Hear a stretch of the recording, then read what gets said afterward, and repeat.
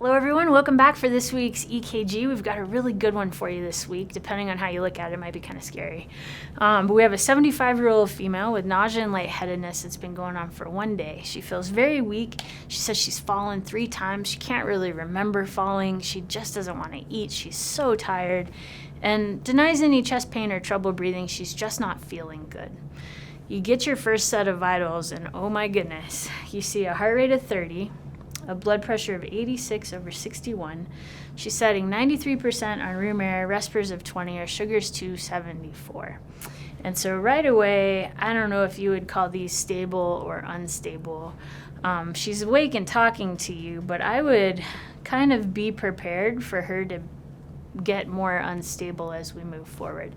And you get even more concerned when you take a look over at the monitor and you see this. So her bradycardia is definitely matching up with what you see on the monitor. So you go ahead, you move forward, and you get your 12 lead, and this is what you see. So take a good look at this. We'll go through it together and be thinking about what you want to do in your head after we go through this and figure out what we want to call it. So like always, we do the same way every time, right? So we're going to do the rate. I see QRSs and they are way far apart, and I will be honest, I can't even go down that far in my head from 300, 150, 175. We are probably truly at a rate of 20. So I'll agree with the computer there for a ventricular rate. But then as we move to the rhythm, what I want you to look at here, we look at the regularity, and so I would agree that the QRS complexes, all 4 of them that we have in this 10-second strip, look like they're at fairly regular intervals. So we have regular QRS intervals. But let's look for P waves. So I always like to look at lead 2 or lead V1 is going to be your best place to find them. Here's a P wave, and this looks like a P wave. I think we have a P wave here.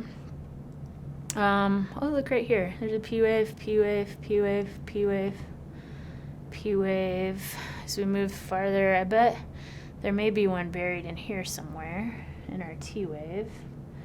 And then as we move forward, we can kind of watch these march out.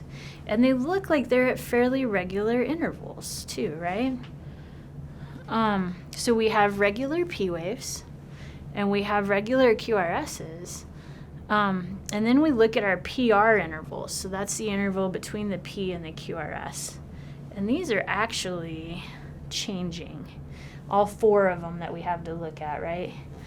They're very different lengths. And so we have different PR intervals, but we have regular P waves, regular QRS. And this makes me wonder, is that atrium even talking to these ventricles at all? Or is the ventricle having to do its own thing because there's a complete AV block here? Okay, so that's what I'm really suspicious of right now.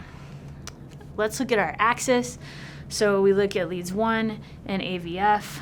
We're up in lead 1. We're down in AVF. Our left thumb is up. That gives us left axis deviation here.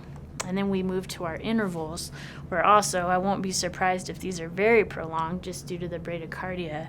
So QRS is 122, so that's wide. That's more confirmation that maybe these beats are generated from below the AV node, right? And then our QTC, 652. Oh my goodness. And look, this does look like a long QT, right? So a very long QT interval, which we're not surprised with bradycardia. We've kind of come to expect that. And then we look at our ST segments. And so 2-3 AVF, I don't see any ST elevations or T-wave inversions here. I do see an inverted T-wave and AVL, which kind of piques my interest, but there's a lot worse things going on here than one inverted T-wave. And then she has inverted T-waves anteriorly as well. No big STEMI or ST elevations, right? But we do see some T-wave inversions. So what do we have here? This is a 3rd degree AV block, or otherwise known as heart block. And the things that make you know that this is a heart block with AV dissociation means that the atria and the ventricles are not talking to each other at all. We have very regular P to P intervals. I have a mentor, Dr. Amal Mattu. He calls this electrocardiographic polyuria. There's too much P. Too many P waves, and not enough QRS complexes. So we have a lot of P waves, they're at regular intervals. That sinus node is doing its best to send conduction, but the QRS is just not responding. Ventricles are taking over at a very slow rate, so you have bradycardia.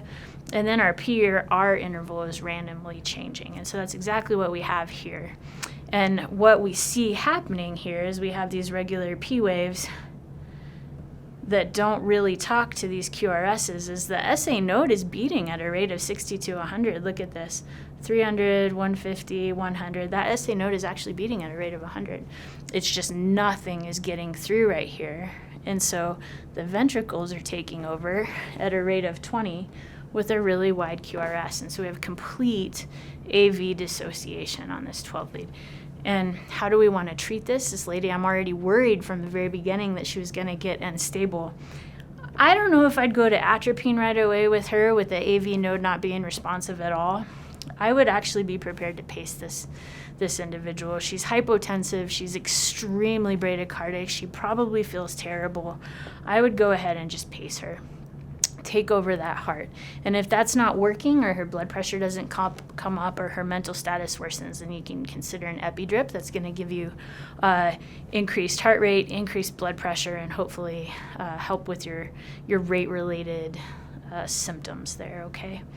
Here's one more look at our 12 lead with our AV block with complete dissociation. Remember, too much P, right? And then the ventricles taking over at their own rate. So extreme bradycardia with no conduction between the atria and the ventricles. And that is all for today. Please join us next week for our next EKG.